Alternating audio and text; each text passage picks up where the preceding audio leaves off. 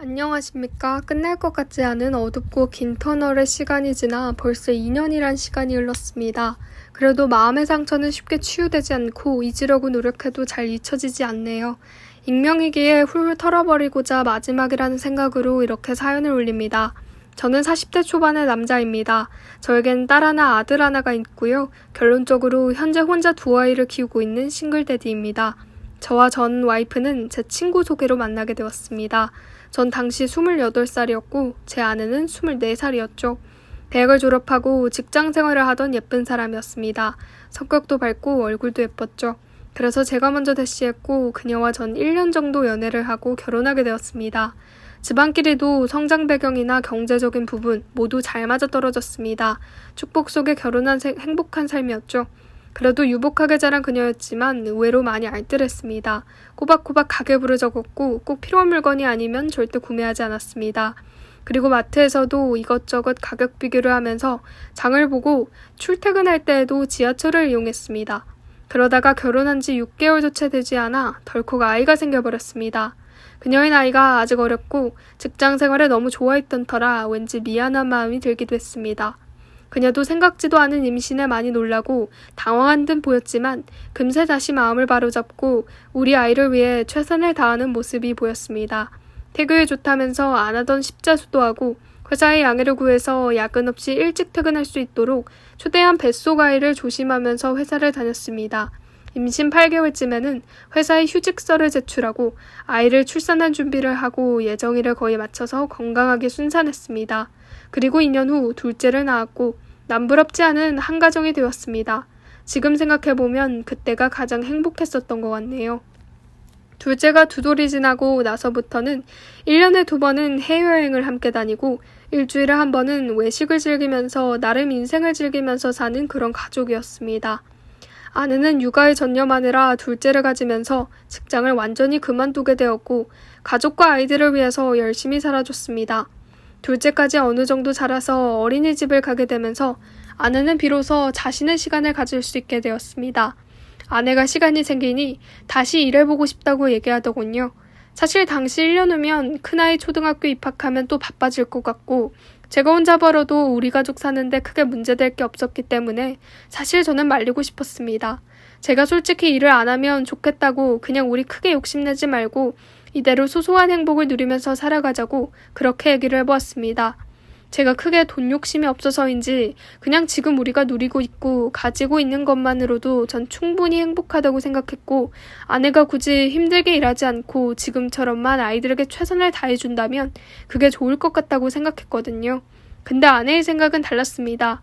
돈을 벌 수 있을 때 그리고 아이들이 조금이라도 돈이 들어가지 않을 때 자기가 돈을 벌어서 적금을 넣어둔다면 우리가 훨씬 더 안정적일 수 있다고 그리고 자기도 너무 일을 안 했더니 이제 좀 불안한 기분이 든다면서 괜찮은 일자리가 생겼을 때 자리를 잡아야 할 것 같다고 그렇게 얘기하더라고요.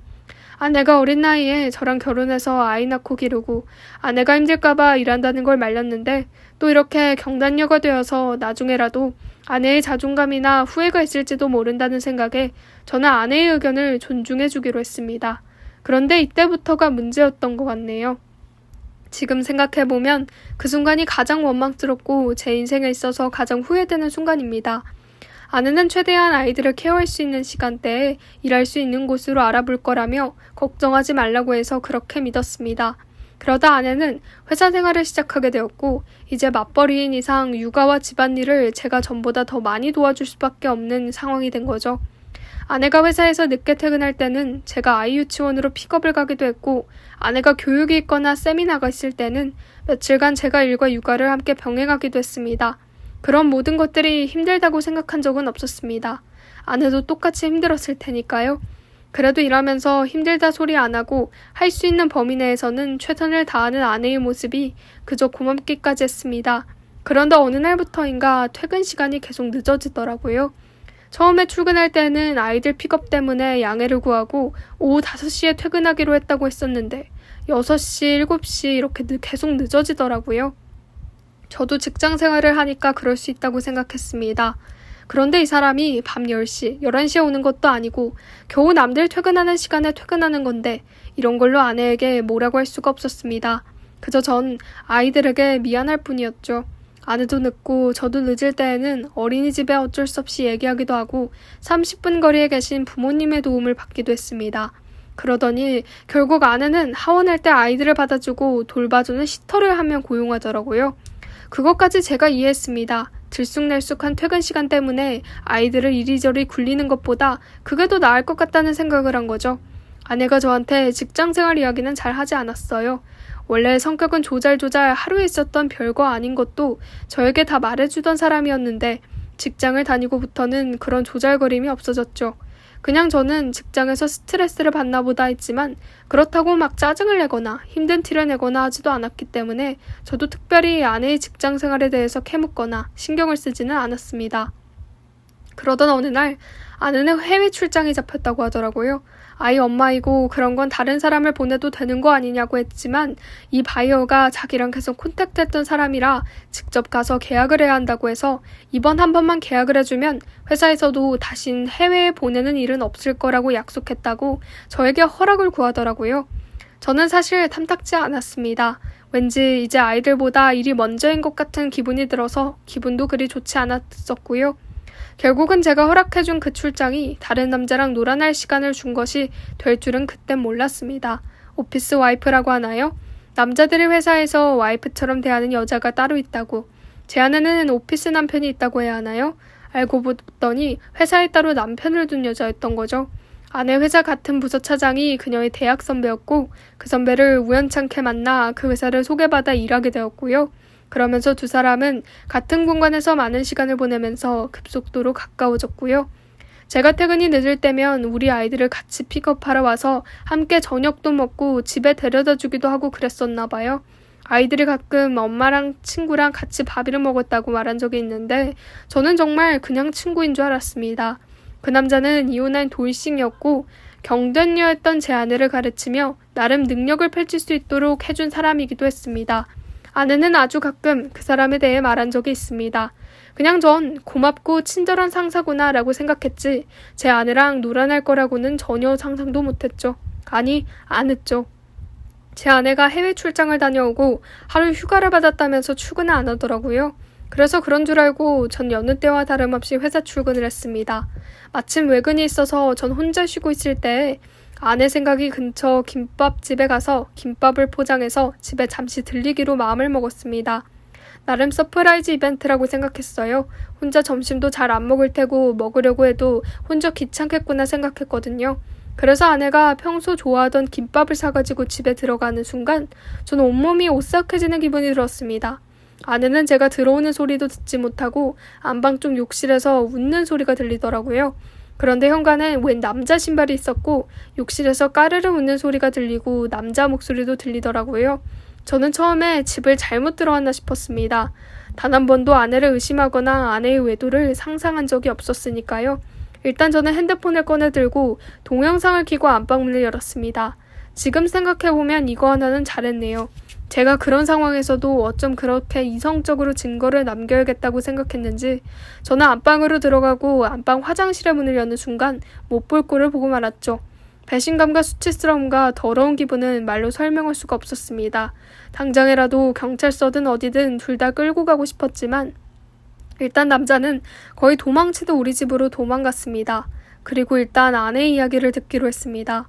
처음엔 그냥 좀 가깝게 지냈답니다. 회사에서 많이 도와주고 많은 시간을 보내고 그렇게 보내다가 그저 친한 학교 선배였고 직장 상사였는데 그 남자가 마음을 전했고 제 아내는 거절했었다고. 그런데 점점 마음이 열렸다고 합니다. 뭔가 진취적이고 적극적인 그 사람의 모습이 좋았다고 하네요. 이래도 좋고 저래도 좋은 그런 우유부단한 제 모습과는 다른 모습엔 처음엔 끌렸대요. 그냥 끌리는 마음 거기까지였고 절대 나를 배신하거나 아이들을 부끄럽게 하고 싶지는 않았는데 어쩌다 한두 번 만나다 보니 사랑에 빠졌다고 하네요.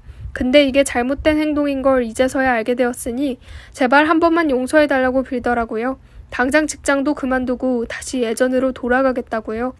제가 평상시에는 조용조용하고 쉽게 화를 내는 사람이 아닌데 한번 꼭지가 도니까 눈에 보이는 게 없더라고요.